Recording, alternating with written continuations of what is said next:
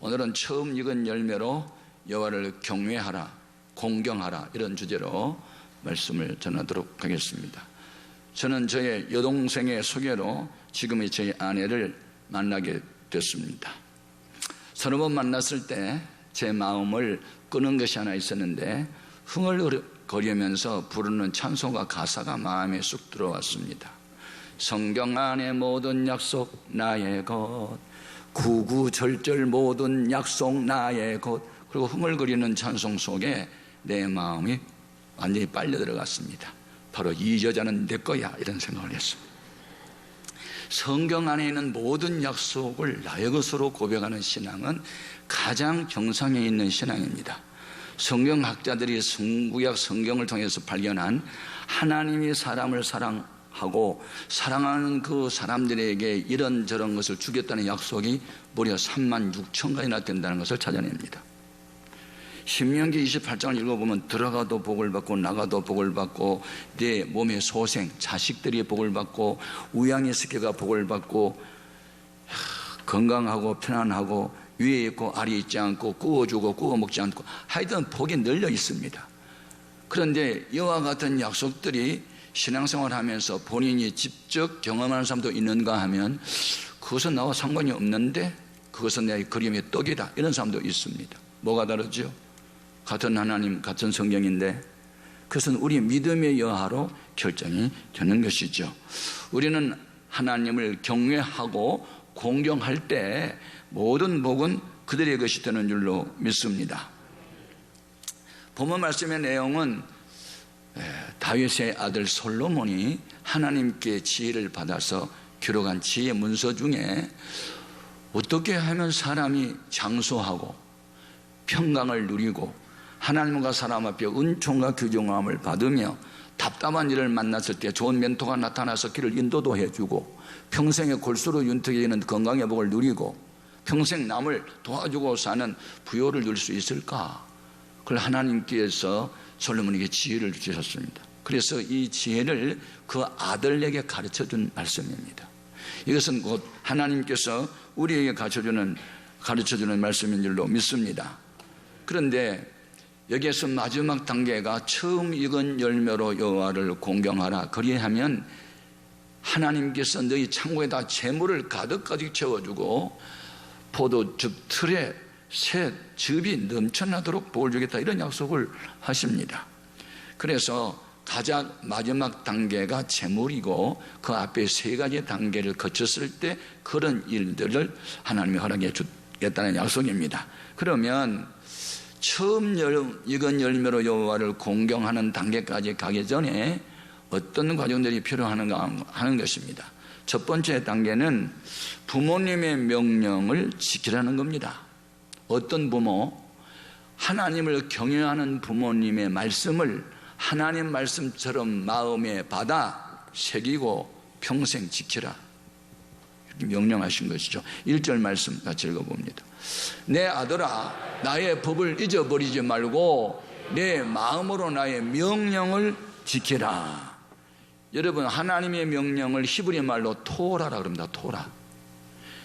그리고 하나님의 명령을 따라 살아가는 부모가 자식에게 명령을 내릴 때 그것은 토라니 니자를 하나 붙입니다. 그것은 하나님의 명령을 따라 살았더니 하나님이 나에게 이러이러한 복을 주셨다, 그러니 너도 그와 같이 살라. 그럴 때는 토라가 토라니라, 이렇게 말을 하는 겁니다.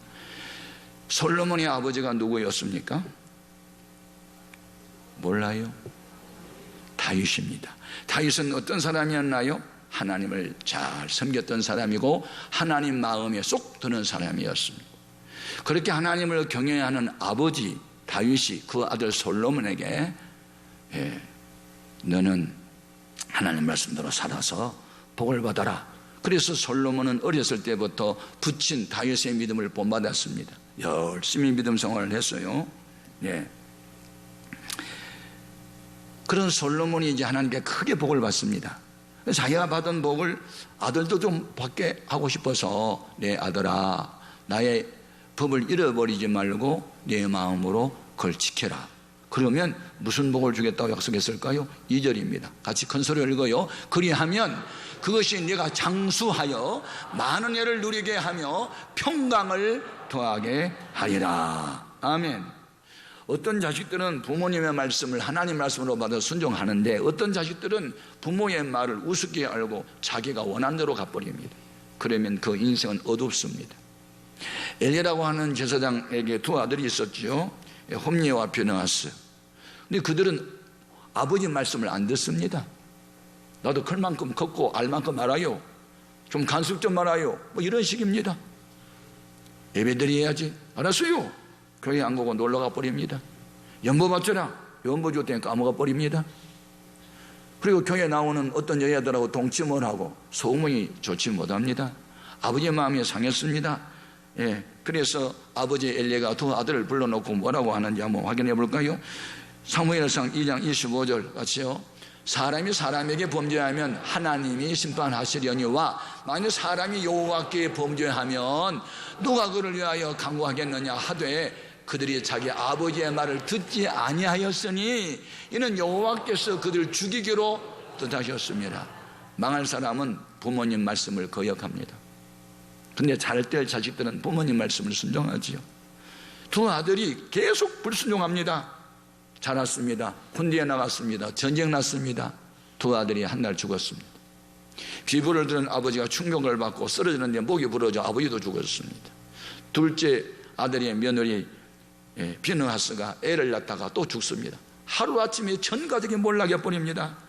부모의 말을 우습게 알고 거역했던 집안의 비참한 운명을 보여줍니다. 그러나 아브라함의 아들 이삭은 아버지의 명령에 순종합니다. 하나님이 너 번제물 되라 한다? 알아서 하세요. 주게까지 복종합니다. 그래서 하나님은 이삭을 100배나 복을 주셨던 겁니다. 여러분, 아버님이 목사님이든 장로님이든 어머님이 권사님이든 간에 신앙생활을 잘하는 부모님이 자식들에게 무슨 말을 하면 우습게 받아들이면 안 됩니다. 솔로몬이 아들을 불러놓고 내 명령을 지켜라 가슴에 새기고, 그리고 이 지키라는 말씀을 제가 오늘 보니까 이것은 미완료형으로 되어 있습니다. 미완료형이라는 것은 지속적으로 계속 해야 할 명령입니다. 어쩌다가 한 번 순종하는 게 아니고 죽을 때까지 지켜라. 아멘. 그리하면 네가 장수하고 평강의 복을 내게 주리라. 두 번째, 우리가 어떻게 신앙생활을 해야만 잘 될까? 그것은 인자와 진리를 내 마음판에 새겨라, 이렇게 말합니다. 3절 같이 한번 읽습니다. 인자와 진리가 내게서 떠나지 말게 하고 그것을 내 목에 매며 내 마음판에 새겨라. 인자가 뭐지요? 인자는 하나님의 속성입니다.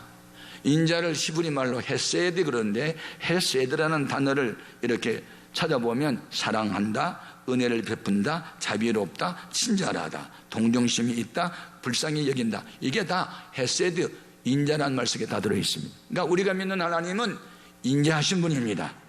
우리가 죄를 지어서도 하나님의 인자하신 사랑 때문에 용서를 받게 되고, 우리가 말씀이 힘들고 어려워도 지키면 인자하신 하나님이 그걸 주 안의 소굴을 헛되지 않도록 해주시는 것입니다. 오늘 우리는 인자와 진리, 진리는 참이고 하나님 말씀이 진리고 예수님이 진리고 성령님이 진리의 영이니 우리는 성령의 감동받은 대로 하나님 말씀대로 살면, 인자와 진리를 가슴판에 새기고 살면 어떤 복을 주실까? 4절입니다. 같이 읽어봅니다. 그리하면 내가 하나님과 사람 앞에서 은총과 귀중의 여김을 받으리라. 여러분, 하나님도 나를 사랑하시고 많은 사람도 나를 좋아한다. 그러면 됐지. 더 이상 뭘 바랄까요? 신구약 성경에 인자와 진리를 가슴에 품고 삶으로 하나님도 사랑하고 윗 어른들도 그를 귀하게 여기는 사람이 있습니다. 요셉. 부모 형제 떠난 타국에서 살아도 형들은 자기를 미워했지만 하나님의 은총을 받으니 자기 주인 보디발의 그를 또 사랑하고 가정 총무를 삼고, 다니엘 비록 남의 나라 포로민으로 잡혀갔지만 하나님을 경외하고 인자와 진리를 붙들고 사니 다른 청소년들보다 10배나 지혜를 더 주심으로 그는 나중에 또 국무총리의 자리에 올라가지 않습니까? 주님이 높이면 끌어내릴 자가 없고 주님이 버리면 설 자가 없으니 우리는 하나님의 주권 앞에 순종하되 언제나 하나님의 인정과 진리를 가슴판에 새기고 살아야 될 줄로 믿습니다. 인자는 관계 회복의 1순위입니다. 하나님 앞에 내가 날 수 있는 건 하나님 인자 때문이고, 다른 사람을 내가 포용하고 이해하고 용서할 수 있는 것도 인자한 마음을 가질 때만 가능한 것입니다. 우리는 인자와 진리를 가슴에 품고 살아야 될 줄로 믿습니다. 세 번째 단계는 마음을 다하여 여호와를 신뢰해야 합니다. 5절 말씀, 너는 마음을 다하여 여호와를 신뢰하고 내 명철을 의지하지 말라. 인간이 살아가는 삶의 스타일이 두 가지요. 자기가 갖고 있는 지식과 기술, 경험, 그것에 의해서 살아가는 방법이 하나 있고, 그거보다는 하나님의 말씀을 따라 살아가는 방법이 있습니다. 그래서 남보다 더 많은 지식을 갖거나 재능이 많거나 경험 많은 사람은 성경도 안 읽고 기도도 안 하고 살아갑니다. 왜? 자기 재능이 대단한 것으로 알고. 여러분, 베드로가 고기 잡는 기술이 뛰어나도 안 잡히는 고기 못 잡았습니다. 그러나 말씀에 의해서 금을 던질 때 고기 잡혔습니다. 여러분, 수단마음을 이제 내려놓으십시오. 겸손하게. 그리고 주님 말씀을 따르십시오. 그것이 가장 지혜로운 것입니다. 어떻게 하나님을 섬겨요? 마음을 다하여. 건성으로 신앙생활 하지 마십시오. 토요일부터 주일을 준비하십시오. 예배 시간에 늦지 않고 미리 오십시오. 오늘 받을 성경 말씀은 미리 펴고 불을 찬송도 미리 펴놓고 준비하십시오. 그렇게 여호와를 신뢰하십시오. 명철을 의지하지 마십시오. 어떤 경우에도 주님을 의지하고 사람을 의지하지 마십시오. 참된 친구인지 거짓된 친구인지는 내가 고난당할 때 금방 드러납니다. 진정한 친구는 내가 부도나고 내가 사업에 망하고 병들었을 때 비례도 내서 달려오고 도와주는 친구는 진짜 친구고, 돈 있을 때 찾아온 친구 망할 때 떠난 것 가짜입니다. 그러나 우리 하나님은 우리가 병들었을 때나 망했을 때도 떠나지 않습니다. 그래서 우리는 그 하나님을 신뢰해야 하는 것입니다. 잠언서 25장 19절 그렇죠? 환난 날에 진실하지 못한 자를 의뢰하는 것은 부러진 이와 위골된 발 같으니라. 음식은 맛있는데 이가 없으면 씹지 못합니다. 달려가고 싶은데 다리가 부러졌으면 못 갑니다. 마음은 원인데 현실은 아닙니다. 그건 뭡니까? 사람을 믿을 때 오는 결과입니다. 그러나 사람보다도 하나님을 신뢰하면, 마음과 정성과 목숨을 다해서 하나님을 사랑하고 살면 하나님께서 우리에게 온갖 좋은 것을 아끼지 아니한 줄로 믿습니다. 이 세상에서 살아가면서 인정과 진리를 떠나지 않게 하고, 그리고 이제는 범사의 그를 인정을 하고 하나님 인도를 받으며 우리 안에 있는 죄악을 완전히 십자가의 못을 박아버리고 바르게 살면 하나님께서 우리의 건강도 책임져 준 줄로 믿습니다. 본문 7절 8절 같이 읽어봅니다.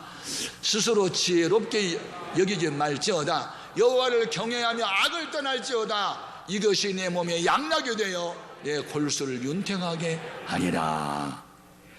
여러분, 죄하고 병하고 관련이 있습니다. 다 그런 건 아니지만 거의 그렇습니다. 신명기 28장 15절 말씀을 보면, 너희가 하나님 말씀을 듣기만 하고 행하지 않으면 애굽에 내렸던 모든 질병이 너희에게 계속 있을 것이라고, 죄가 병을 불러온다고 분명히 말씀했습니다. 그래서 병든 사람들 가운데 고침을 받기 위해서 기도할 때 죄를 서로 고하고 믿음으로 기도를 하라는 말씀은 거의 병들이 죄로부터 오는 것이 많기 때문에 그렇게 말씀하신 겁니다. 야고보서 5장 15절 이하 같이요. 믿음의 기도는 병든 자를 구원하리니 주께서 그를 일으키시리라. 혹시 죄를 범하였을지라도 사하심을 받으리라. 그러므로 너희 죄를 서로 고백하며 병이 낫기를 위하여 서로 기도하라. 의인의 간구는 역사하노님이 많으니라. 하나님은 우리가 건강하게 살기 원하십니다. 몸이 아프면 만사가 귀찮고, 고찰 정도입니까? 고통이 너무 심하면 죽고 싶습니다. 그리고 몸이 아프면 일을 못해요. 그래서 우리 하나님은 우리가 건강하게 살기를 원하세요. 아예 병들기 전에 병 예방법도 가르쳐 주셨어요. 그게 뭔지 아십니까? 말씀대로 살아라. 그러면 애굽에 내렸던 질병 중 하나도 너희에게 임하지 않도록 하겠다고 약속하셨어요. 예방접종만 하지 말고 말씀을 지키면 그게 최고의 예방접종인 줄로 믿습니다. 아멘 하는 사람 한 사람 있어? 아멘 해야 되지. 출애굽기 15장 26절입니다. 같이요. 이르시되 너희가 너희 하나님 나 여호와의 말을 들어 순종하고 내가 보기에 의를 행하며 내 계명에 귀를 기울이며 내 모든 규례를 지키면 내가 애굽 사람에게 내린 모든 질병 중 하나도 너희에게 내리지 아니하리니 나는 너희를 치료하는 여호와임이라. 아멘. 그렇게 하면 하나님이 골수로 윤택하겠다. 골수, 이 뼛속에 있는 거, 그게 피를 만듭니다. 골수가. 골수는 피를 만드는 공장이죠. 피가 건강하고 피가 깨끗하면 병은 없어요. 피가 더러워지면서 병이 생겨요. 그런데 악을 떠나고 하나님을 사랑하고 믿음으로 살면 골수를 윤택하게 해서 건강의 근원적인 것을 이야기합니다. 여러분 평생에 병 없고 건강히 살 수 있기를 바랍니다. 마지막 복이 재물의 복인데 이 재물의 복 받기를 원하느냐? 그러면 처음 익은 열매로 하나님을 공경하라. 이 네 번째 말씀인데 9절 말씀 같이 읽어봅니다. 내 재물과 내 소사물이 처음 익은 열매로 여호와를 공경하라. 아멘. 여러분 처음 익은 열매가 뭘까요?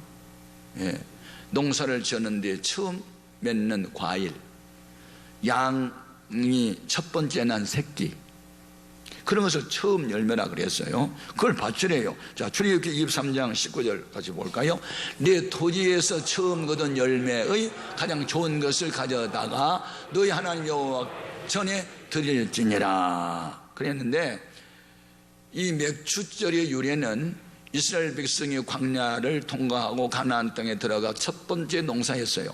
가을 10월 달에 보리를 뿌렸어요.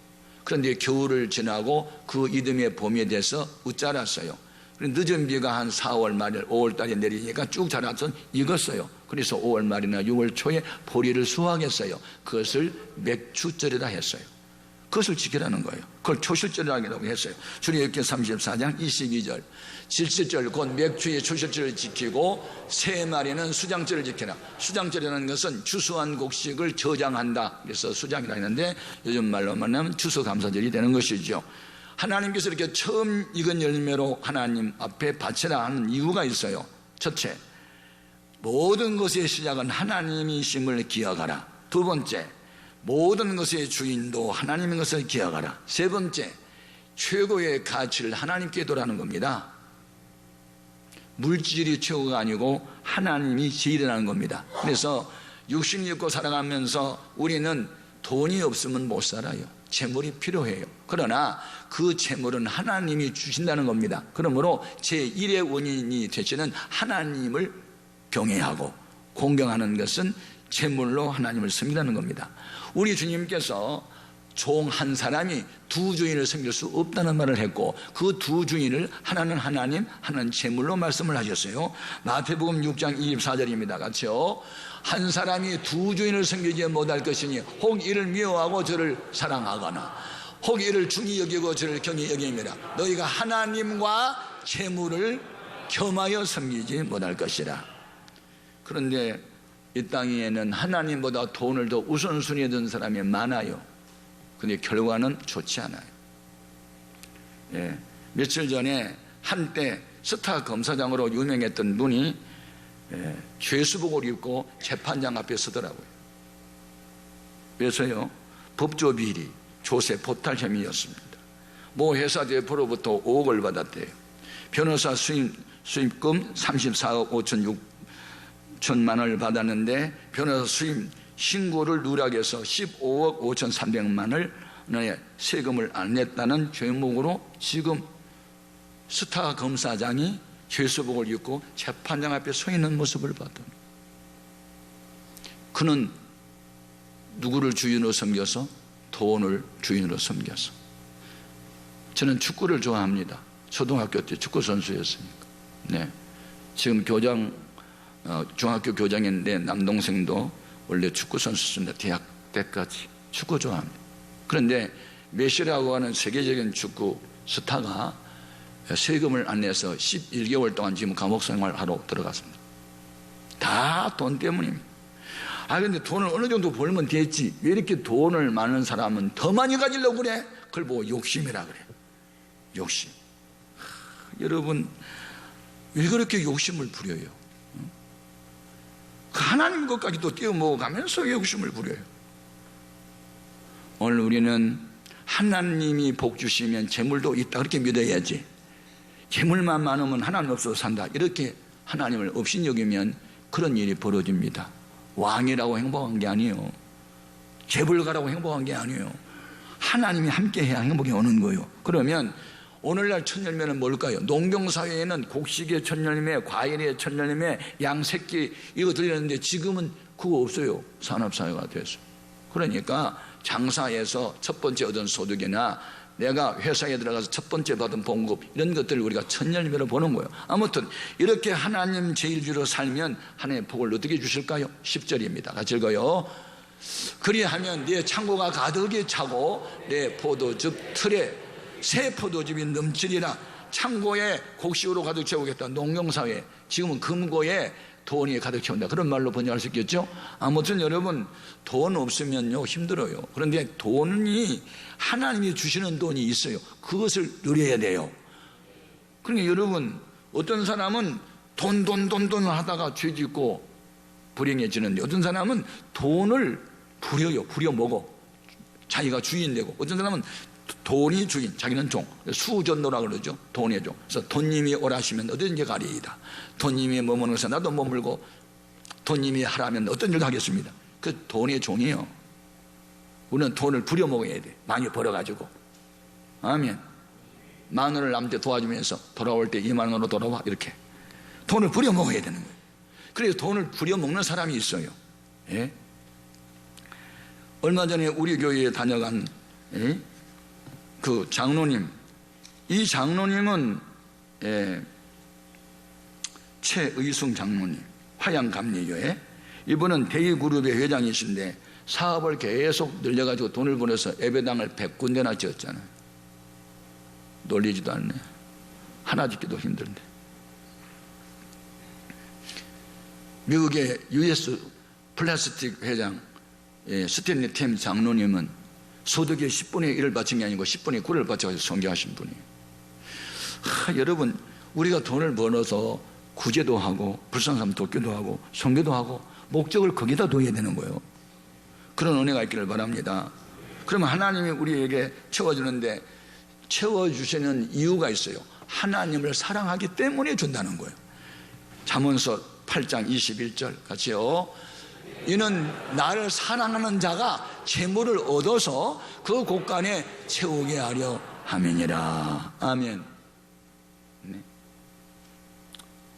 지난번 우리 선한 목자의 목사님들이 모였는데 어느 목사님이 자기 교회 장로님을 자랑하는 겁니다.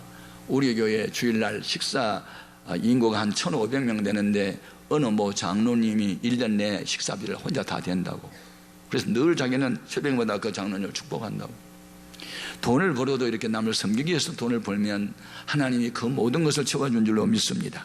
결론입니다. 이 땅에서 장수하고 건강하고 편안하고 하나님도 사람도 좋아하고 답답한 일을 만났을 때 지도하고 인도하고 내 골수까지 윤택해지는 건강이 있고 남을 도와주고 살 수 있는 재물의 복. 결론은 뭡니까? 하나님의 말씀대로 살자. 그러면 하나님 책임진다. 이 같은 은혜가 있기를 주님의 이름으로 축복합니다. 기도하시겠습니다.